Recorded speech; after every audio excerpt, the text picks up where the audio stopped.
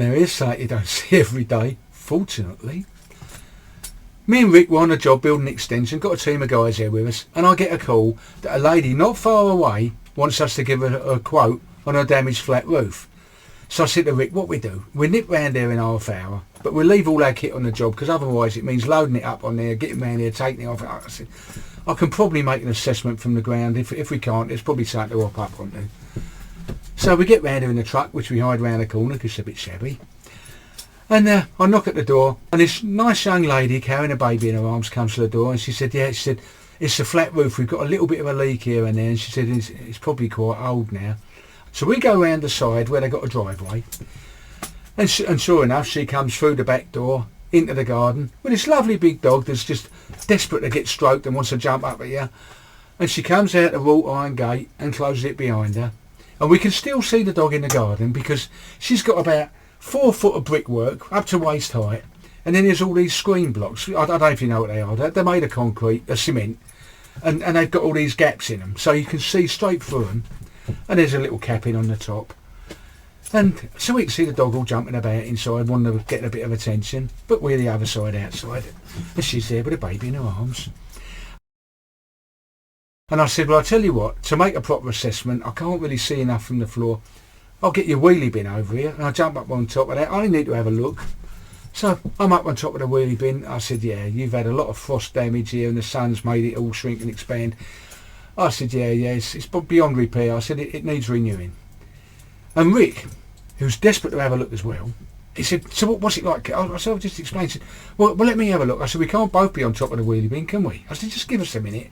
I said, I'll just get the rule out and take some sizes. And he's jumping up and down behind me. And I thought, what is he like? Mr. Impatient. And then I noticed he goes out of my line of sight. And it didn't even register that he's moved away, because I can still see the lady there with the baby in her arms. And then when I looked down, just in time to see Rick, who's got the other side of her drive, and made a run at this wall. But what took place was, as he's hit the wall, all 15 stone of him, that section of the wall about 2 metres wide, with the wrought iron gate and the post attached to it, has just gone down in her garden, followed by Rick, who's still landing on his feet on the wall. The dog managed to just get out of the way and is yelping over in the corner. And the unfortunate lady is just full of shock. And she's going, oh dear, oh dear. So I've got off the wheelie bin. I said, I'm really sorry.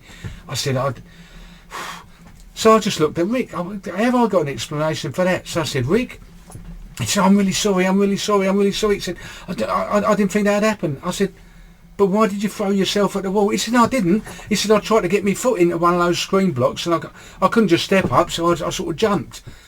I said, but look what you've done. He went, yeah, but it can't have been safe.